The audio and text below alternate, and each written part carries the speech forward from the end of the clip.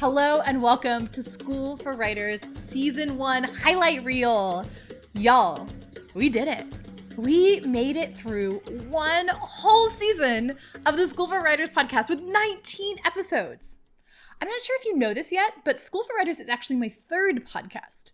My first one was called Query Bradshaw, and it talked a lot about sex, usually with porn stars and dominatrixes as my guest. It was super fun. Our most popular episode was actually called Steak and a BJ Day, so that tells you a little bit about that podcast. It lasted about 4 episodes. My second one was called Body Love, BAWDYLOVE, and it focused on helping people feel comfortable and confident in their bodies, and I got to interview some truly amazing humans. Our most popular episode of that one was kind of a tie between an episode with Jess Baker, Jessamine Stanley, and Andrea Gibson. Not all at once, but those 3 episodes. That lasted probably about 12 episodes. We are 19 episodes in, so this is already my most successful podcast yet, and I'm so excited to keep going. But this podcast right here, this one that I'm doing right now, this is the one that I've been really legitimately waiting decades to produce. School for Writers is the thing that I've been waiting so long to do. Ever since I started writing professionally, I've wanted to teach others about writing to help them harness the transformational power of stories. But for so long, I focused on what I was writing, not the business and craft of writing, which I think was great. I needed to learn more about being a writer. But a lot of that was just insecurity. I didn't think that I made enough money as a writer or had enough experience to teach writing or to even call myself a writer. Then, a couple years ago, I realized that I now have 2 decades under my belt of professional writing. And I've been writing for another decade before that as well. And I have been hitting 6 figures as a writer for a while now. So I thought, okay, if I have 2 decades and I'm making 6 figures, I'm doing something right. I know a little something. So now's the time. It was now or never. So I started School for Writers podcast. And when I started it, I thought all that you'd want to hear from me was how to make money as a writer, because that's something that a lot of people ask me about a lot of times. So I decided to call it Business School for Writers. I have a law degree. I know the business aspect of writing. I thought, okay, cool, I'll teach that.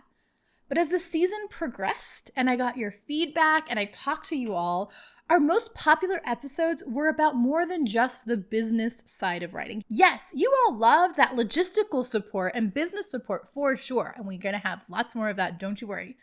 But you also devoured the inspirational parts that came with the interviews and the solo episodes. Which is why, halfway through season 1, you might have noticed, we changed our name simply to School for Writers.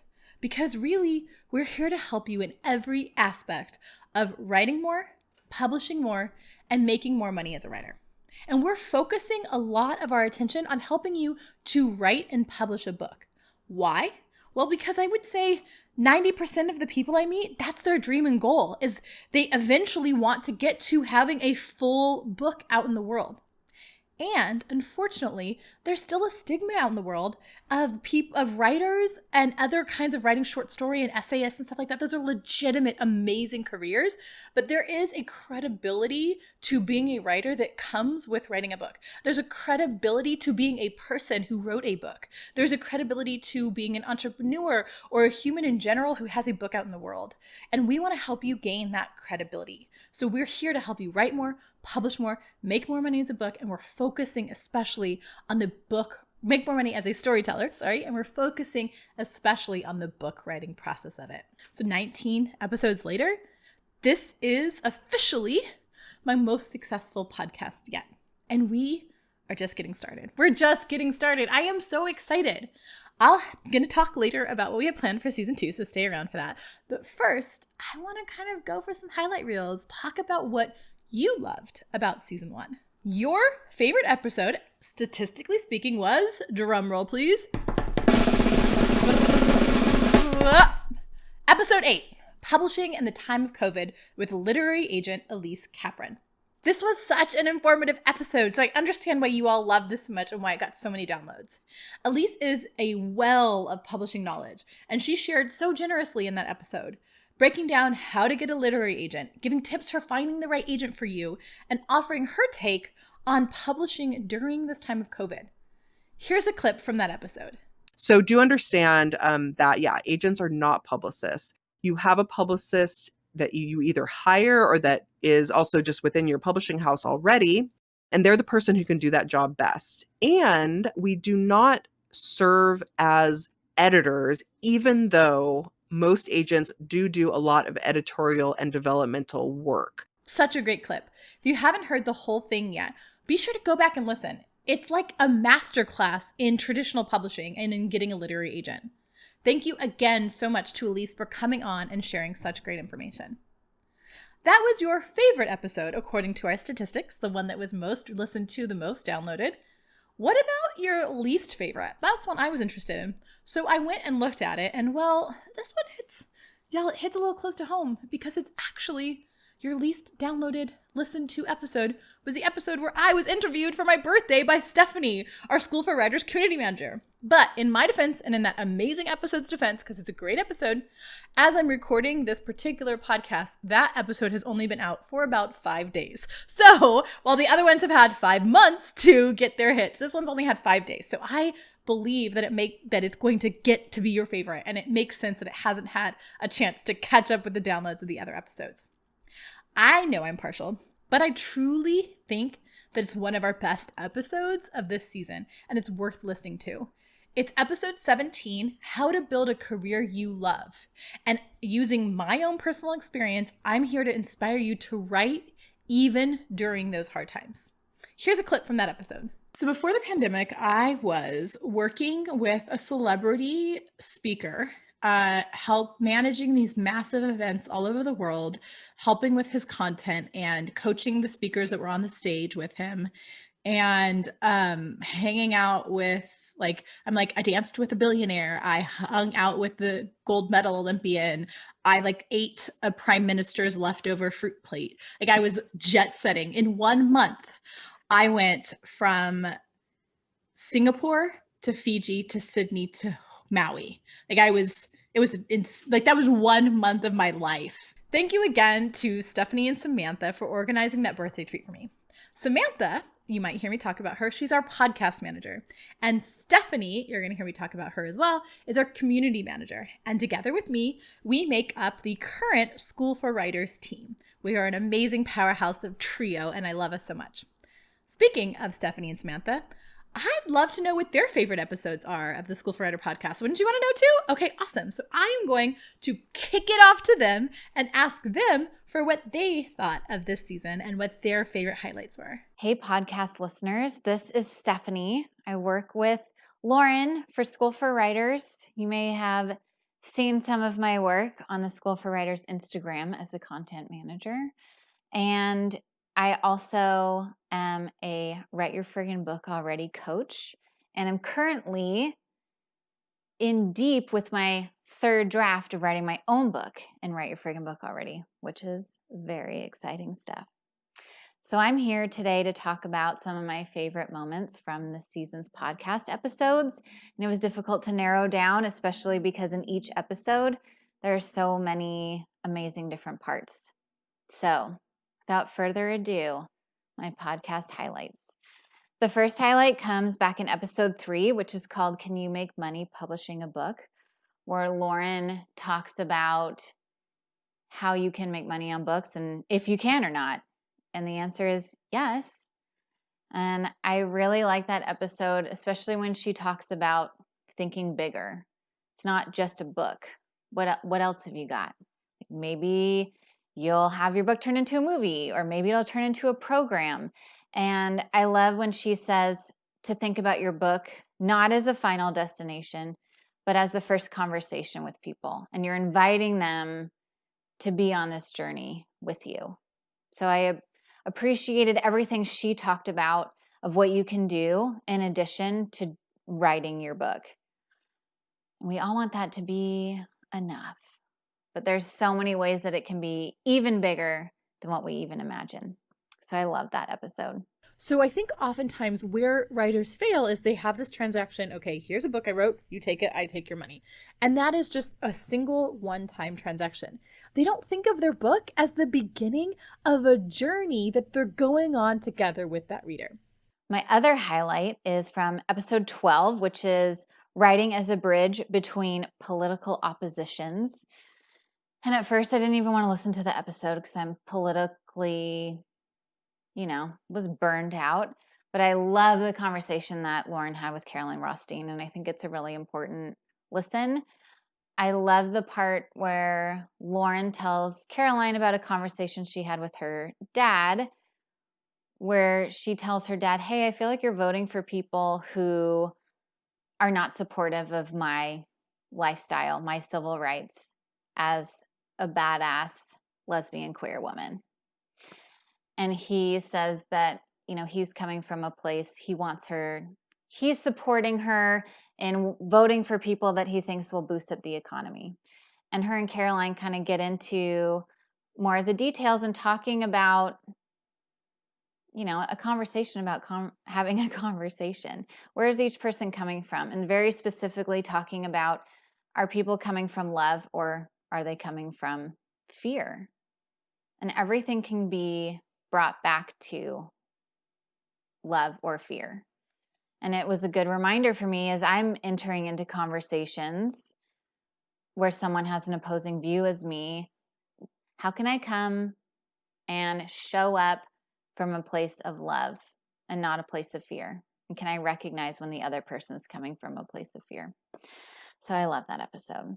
I have to give my parents that they early on, and if I think about it energetically, it was like my mom really holding space for the artist and my father really holding space for the activist, and letting those two be in conversation and tandem with one another from such an early age meant that the only person getting in my way of being an artist was myself. And my other highlight is from a recent episode 14, with Jen Leva.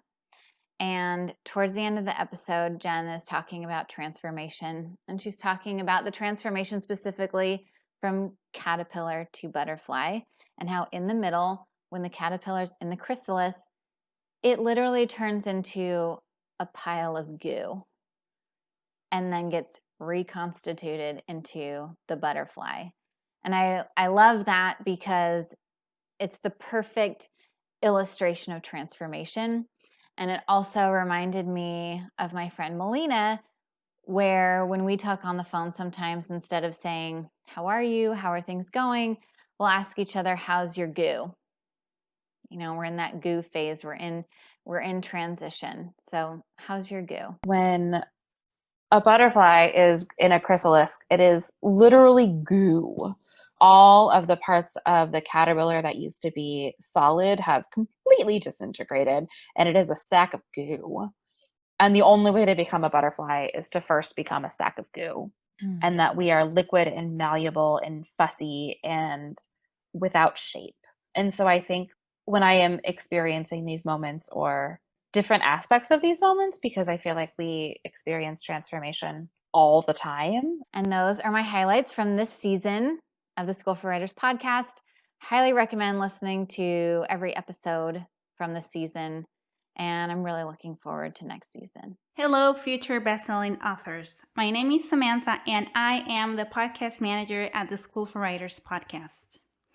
Every week, I make sure the episodes sound great so you can enjoy them. I also create all the cool graphics and autograms that you see on social media. I write show notes and other things that help Lauren keep bringing you awesome content every week. My first highlight is from episode 5, where Lauren talks about the 3 steps to making sure your book is ready to be published. I think this episode is super, super practical because she talks about the different editing processes, where you can find beta readers or professional editors, and so many great tips. But let's check it out so you see what I'm talking about. So say your book is this precious child. You wouldn't take a newborn baby and just throw it in the ocean and expect it to swim and not be eaten by sharks or drown. So why would you do that to your book? You want to give it the time it needs to mature and develop so it can swim when you throw it out with the sharks, aka the trolls on the internet. So there is a 3-step process to make sure that your book is fully developed when you put it out in the world.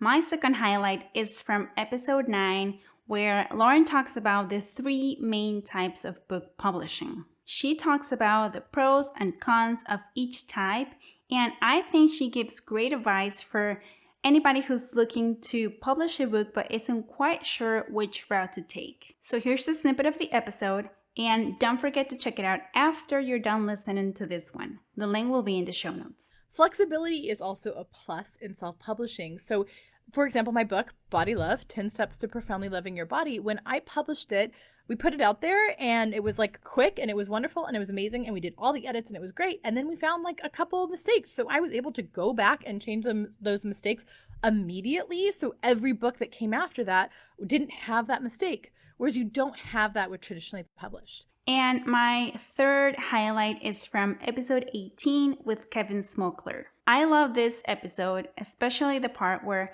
Kevin talks about what it means to be a successful writer. I think it is so easy to fall into society's definition of success and the comparison game, but the way Kevin explains his definition of success is so beautiful and simple, and also a great reminder of how much we should appreciate and embrace what we have, that I just love this episode. Let's hear it. And yes, except that you will have days where you're just like, well, it's really unfair that like that person has a $95 hamburger and I have a $15 hamburger. But there's not much. It's still, you get to eat a hamburger. Exactly. The expensive steakhouse hamburger tastes almost as good as Shake Shack. Like, they're a different kind of deliciousness. Yeah. And the truth is, like, if you are doing this, like, it's really important to remember, like, if you are doing this, if you are writing regularly, if you are producing things, whether or not they are published or not, you are further than 99% of the people out there who talk about doing it and don't. Thank you again, Samantha and Stephanie, for everything that you do here at School for Writers. Well, now it's the time every proud mama dreads. That moment that she's forced to choose which of her children is her favorite. It is the time that I have to tell you which my favorite episode of season 1 of the School for Writers podcast is.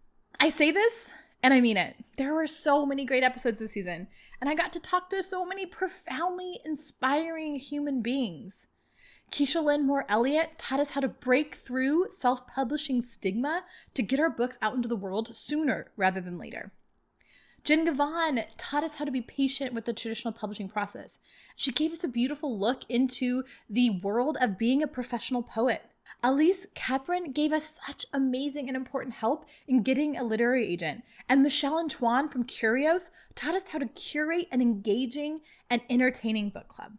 Caroline Rothstein and Jen Leva both came on to help us through that tumultuous election season we went through.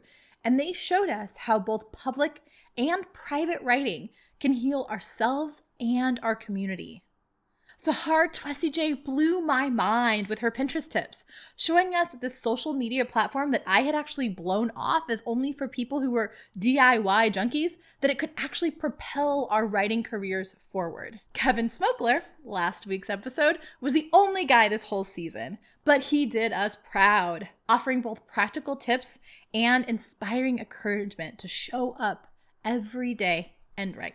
Now, I cannot and I will not choose which interview is my favorite, because they all had a really lasting positive change on my life. Instead, I'm going to choose the episode that I came back to the most this year, that I suggested to the most people, and the one that I personally needed the most.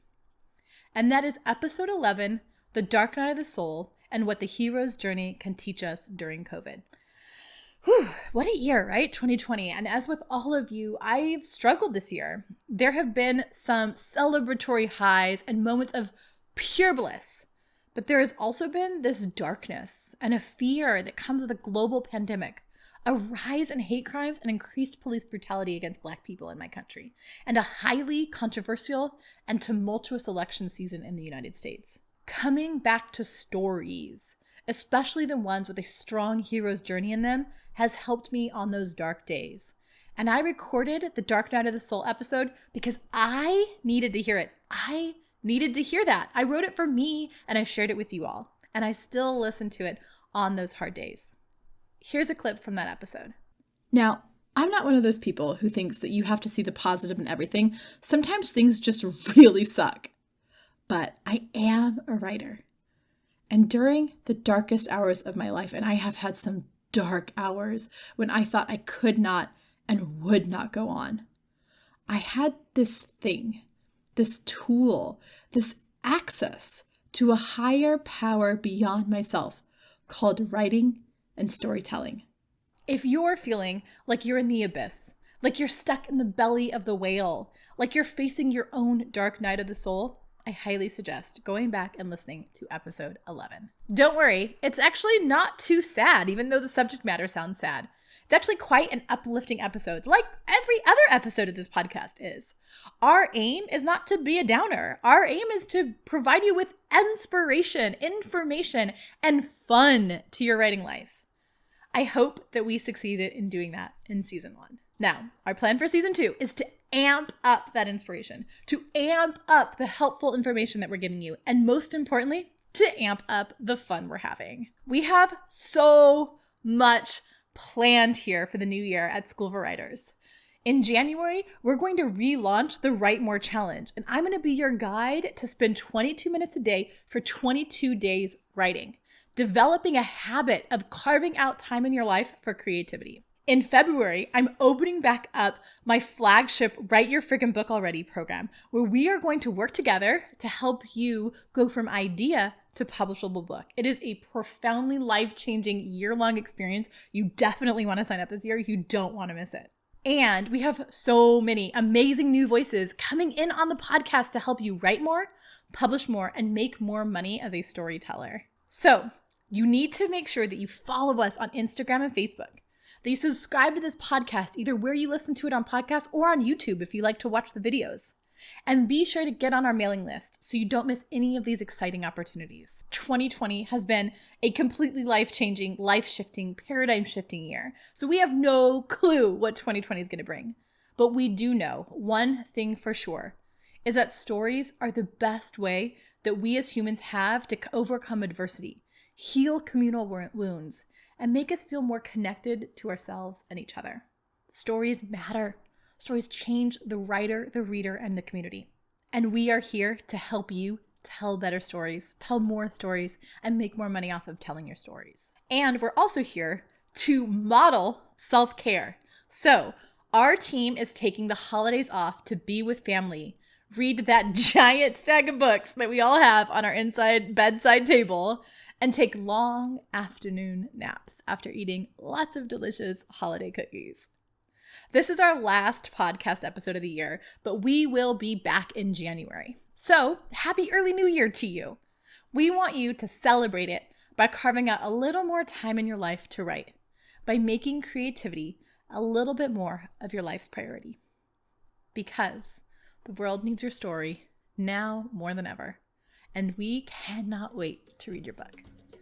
Happy New Year. Thank you again for a wonderful season 1, and we'll see you in January with season 2.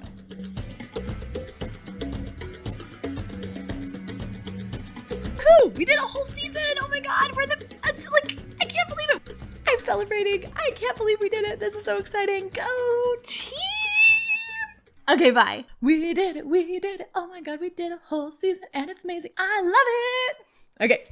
Thank you for a wonderful, wonderful first season and first year of this podcast. And I will see you on my screen in 2021.